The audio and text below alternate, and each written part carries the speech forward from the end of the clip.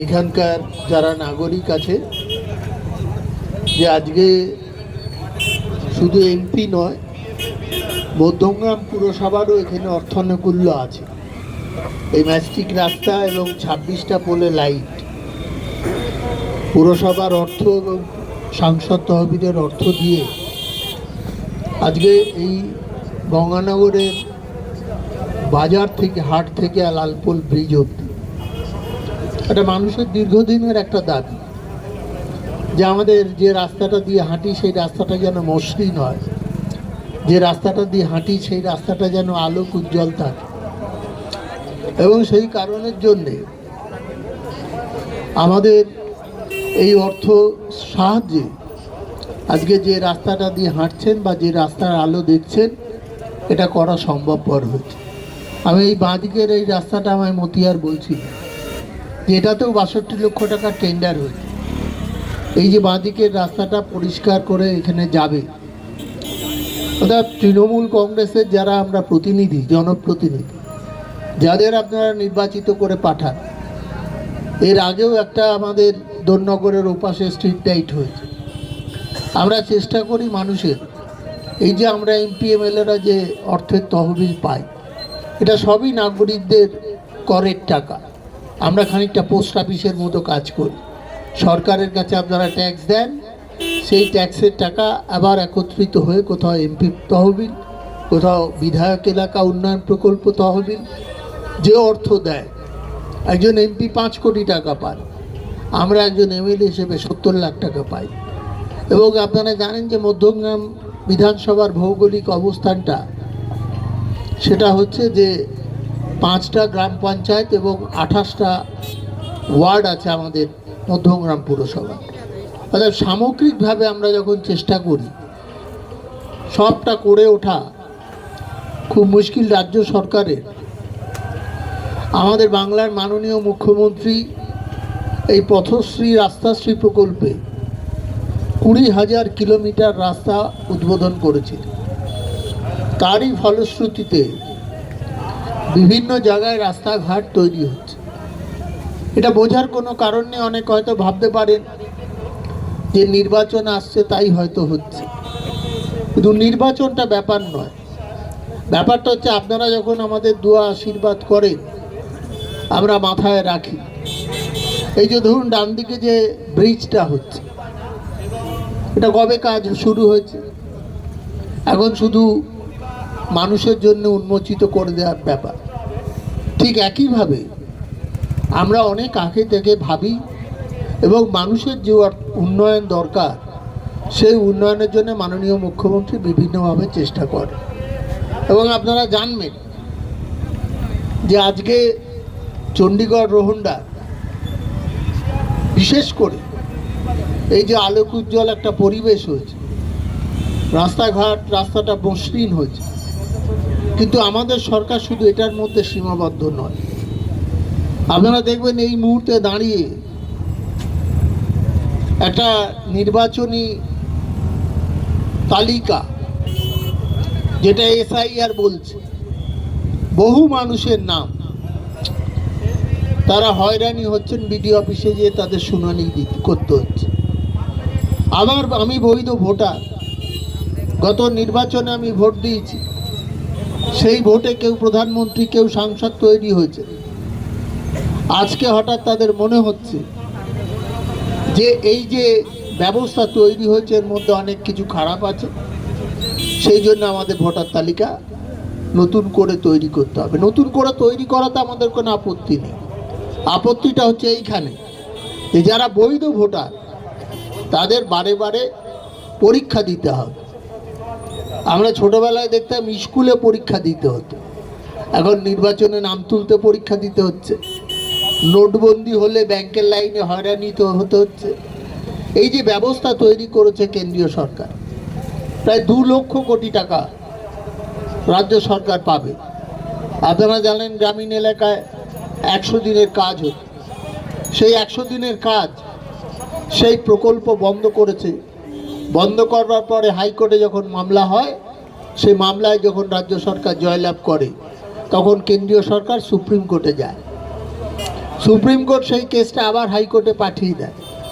এরপরে ওরা কি করলো, নামটাই বদলে দিল, জাতির জনক মহাত্মা গান্ধীর নাম বদলে বিকশিত রামজি কা কর্মসংস্থান প্রকল্প নাম দিয়ে, এবং সেটাতেও নির্দিষ্ট করে বলে দিতে হবে নিয়ন্ত্রণ করবে কেন্দ্রীয় সরকার, আর রাজ্যে এই কাজটা করাতে হবে। এমন কিছু বিধিনিষেধ তৈরি করে দিয়েছে যাতে আমরা এই 100 দিনের কাজটা না করতে পারি। ঠিক একইভাবে আপনারা দেখবেন জল জীবন মিশন, এই পাবলিক হেলথ ইঞ্জিনিয়ারিং ডিপার্টমেন্ট একটা জল জীবন মিশন করে, 50-50 ফর্মুলা, 50% টাকা রাজ্য সরকারের, 50% টাকা কেন্দ্রীয় সরকারের। সেই টাকাটাও আমরা দিয়ে দিয়েছি, আমাদের ভাগের টাকা 2525 কোটি টাকা। কেন্দ্রীয় সরকার সেই সমপরিমাণ অর্থ দেয়, এবং শুধু রাজ্য সরকারের ওই 50% খরচা হয় তা না। ধরুন আপনি একটা রিজার্ভার তৈরি হবে, কোথাও একটা ডিপ টিউবওয়েল বসবে, তার জন্য জমিকে দেয় রাজ্য সরকার, সেই অর্থটাও আমাদের জোগাড় করতে হয়। তারপরে আসুন মেনটেনেন্সের পার্টে, শুধু লাইন পাতলেই তো জল গেল তাই না, সেটাকে মেনটেন করতে হয়।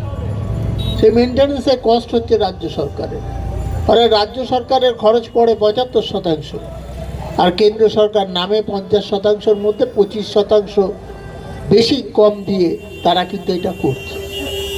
এর জন্যে আমাদের প্রত্যেক সময় যখনই কোনো প্রকল্প, গ্রামীণ আবাস যোজনা 12 লক্ষ ঘর দিদি দিয়েছে, আরও 16 লক্ষের তালিকা হচ্ছে, রাজ্য সরকারকে দিতে হবে। আমাদের যে নারেগার টাকা বা পাওনা ছিল, সেই অর্থ না দেওয়ার ফলে আমরা কি আমাদের নিজেদের অর্থ থেকে ওই শ্রমিকদের আমরা মজুরি দিয়েছি। এখন মমতা বন্দ্যোপাধ্যায় কর্মনিশ্চয় একটা প্রকল্প করেছিলেন, সেই প্রকল্পের নামটা তিনি বলেছেন এখন থেকে এটা মহাত্মাশ্রী হবে, কারণ ওরা যখন মহাত্মা গান্ধীকে বাদ দিয়েছে, আমরা এখানে মহাত্মাশ্রী বলে ওই কাজ দেওয়ার ব্যবস্থা করব। এই যে বিষয়টা, কেন্দ্রীয় সরকারের একদিকে বঞ্চনা, আর একদিকে সবাই মিলে ভাবছেন যে নির্বাচক তালিকায় আমার মনে হয় যে নাম যদি বাদ দেওয়া যায়, কোনো একজন নেতা ওদের বলেছিলেন যে আমরা 1-1.5 কোটি নাম বাদ যাবে, ভগবান হয়ে গেছেন, জ্যোতিষ হয়ে গেছেন, আগে থেকে বলে দিচ্ছে। আমাদের ভারতবর্ষের স্বরাষ্ট্রমন্ত্রী কিছুদিন আগে এসেছিলেন, তিনি এবারে বলেছেন 2/3 মেজরিটি পাবো, মানে আগে বলেছিলেন আপকি বার 200 পার। আমরা দেখেছিলাম বিজেপি পগার পার হয়েছিল, এখানে পাইনি। এবারও দেখবে এই যে 196-এর কথা বলছে, 4টে আসন নিজেরাই কমিয়ে দিয়েছে, কেন তাদের উপর নিজেদের উপর আত্মবিশ্বাস খুব কম। সেই কারণের জন্যে এই ভারতীয় জনতা পার্টি আমরা দেখেছি যখন যখন নির্বাচন আসে তখন তখন তাদের নেতাদের দেখা যায়, কখনো প্রধানমন্ত্রী আসেন, কখনো স্বরাষ্ট্রমন্ত্রী আসেন, কখনো বাইরের স্টেটগুলোর মুখ্যমন্ত্রীরা আসেন, এসে বলছেন যে আমরা এখানে বাংলা সোনার বাংলা করব। আর নির্বাচনে যা যা প্রতিশ্রুতি দেন, কেউ কিন্তু বলতে পারছেন না লক্ষ্মীর ভাণ্ডারটা বন্ধ করে দেবো, বলছেন ওরা 1000 দিচ্ছে, আমরা 3000 দেবো। তাহলে মমতা ব্যানার্জির এই যে প্রকল্প, এই প্রকল্পটা সঠিক ছিল? বলতে পারছে না ওল্ড এজ পেনশন আমরা বন্ধ করে দেবো, বলছে আমরা এর থেকে বেশি দেবো।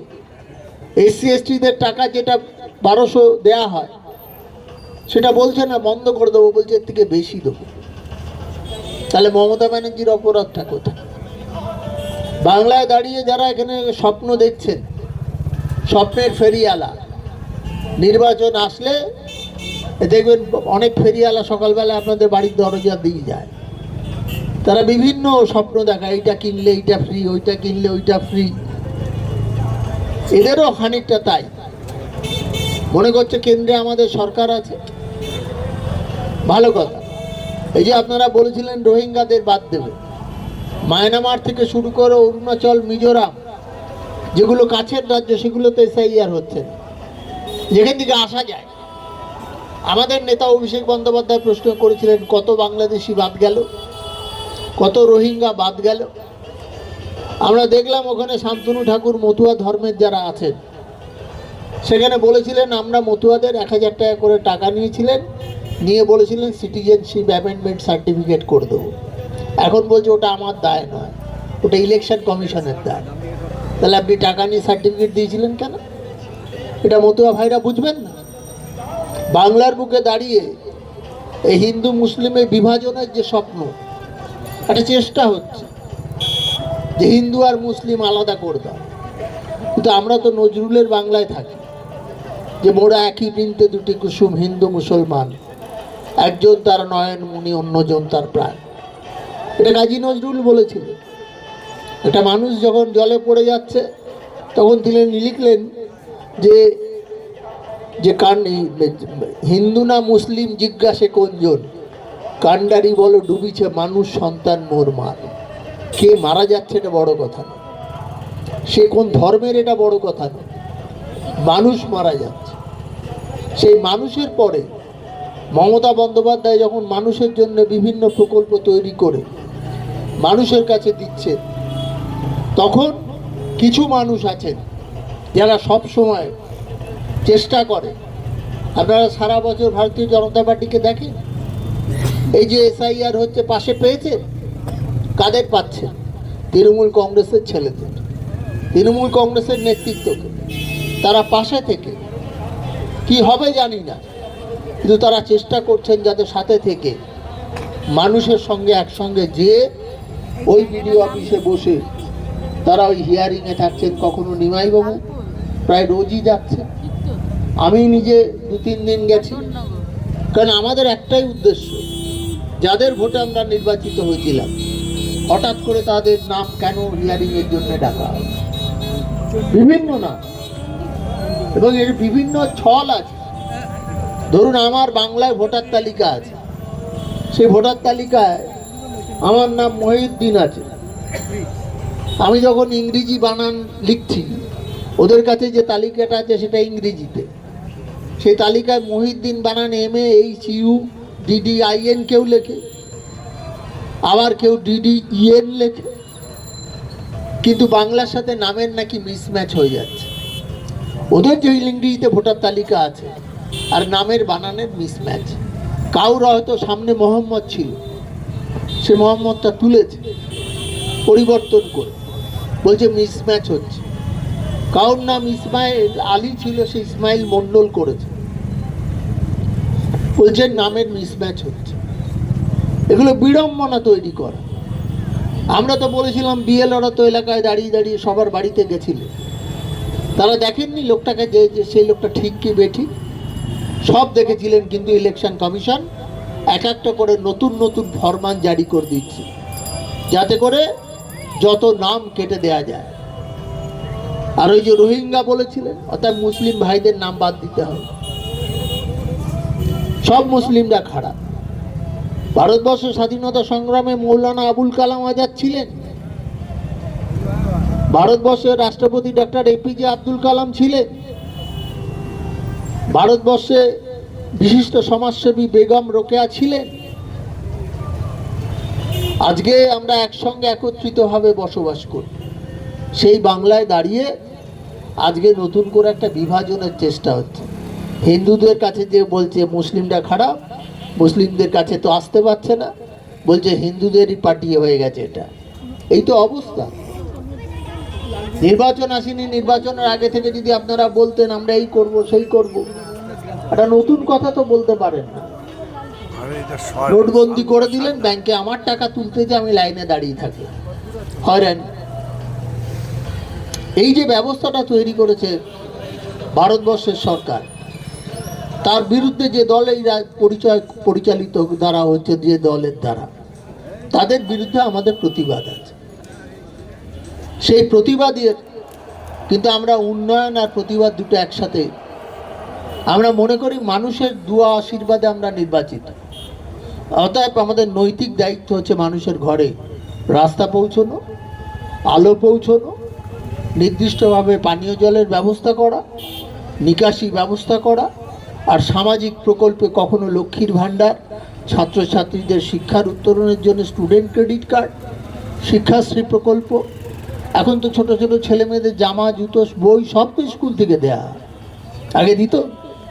বাড়ির সামনে স্কুল নেই বলে সবুজ সাথীতে সাইকেল দেয়, কন্যাশ্রী 25,000-এর সাথে রূপশ্রী 25,000 মিলিয়ে দিয়ে সুপাত্রে বিয়ে দেওয়ার ব্যবস্থা করে। এটাই তো বাংলার সরকার, এটাই তো মমতা ব্যানার্জির সরকার। সেই সরকারের বিরোধিতা হচ্ছে, যা হাতে না পেয়ে এখন ভাতে মারার চেষ্টা, টাকা বন্ধ করে দিচ্ছে। কিন্তু মমতা ব্যানার্জিকে ওই করে দমানো যায়নি। 34 বছরের বামপন্থী জামানার অবসান ঘটিয়েছিলেন মমতা ব্যানার্জি, অনেক অত্যাচারিত হয়েছিল, কিন্তু মমতা ব্যানার্জির পণ ছিল। আমাদের দলের আমরা সব সহকর্মীরা সেদিনকে সাথে থেকে এই পণ করেছিলাম যে যেন তেন প্রকারেণ বাংলা থেকে বামপন্থী সরকারের অবসান ঘটাতে হবে। বামপন্থী সরকারের অবসান ঘটানো হচ্ছে। আজকে বামপন্থীদের খুঁজে পান? আমি তো অনেক দেখতাম, সেই লাল ঝান্ডাটা এখন বিরিয়ানির দেখবেন হাঁড়ির মাথায় সব লাল কাপড় বাঁধা থাকে, ওইখানে রূপান্তর হয়ে যায়। লাল কাপড় বেঁধে বিরিয়ানি বিক্রি হয়, দেখবেন লক্ষ্য করে। লাল ঝান্ডার সেই কদর নেই, এটা বুঝতে হবে। সেই অবস্থায় দাঁড়িয়ে ভারতীয় জনতা পার্টি চেষ্টা করছে বাংলাকে নতুনভাবে জেতা। এটা স্বপ্নটা স্বপ্নই থাকবে। বাংলায় আবার মুখ্যমন্ত্রী মমতা বন্দ্যোপাধ্যায় হবে, কেউ ঠেকাতে পারবে না। আপনাদের স্বপ্ন স্বপ্ন থাক। আমরা 21-এ বলেছিলাম বাংলা নিজের মেয়েকেই চায়। আপনারা বাংলার মেয়েকেই ওই নবান্নের মসনদে প্রতিষ্ঠিত করেছে। এখনো আমরা বিশ্বাস করি যে বাংলার মানুষ আমাদের সাথে আছে। আমি তাই এই কথা বলে শেষ করব যে আমি আজান দিয়ে থাকি, আমি যীশু খ্রিস্টের পায়ে নত, যত মত তত পথ রামকৃষ্ণের কথা মতো। আমি হরিয়ং তৎসতে, আমি বড়ে গোলাম আলীর গোলাম, আমি বাগদেবীর চরণে প্রণাম দিয়ে বাঙালি হলাম। আল্লাহ মেঘ দে পানি দে, ঠাকুর তুই ঘরে ঘরে ছায়া দে, মমতা যেখানে লড়ে যান সেখানে বাঙালি বাস করে। জয় হিন্দ, বন্দে মাতরম, তৃণমূল কংগ্রেস জিন্দাবাদ, মমতা বন্দ্যোপাধ্যায় জিন্দাবাদ, অভিষেক বন্দ্যোপাধ্যায় জিন্দাবাদ।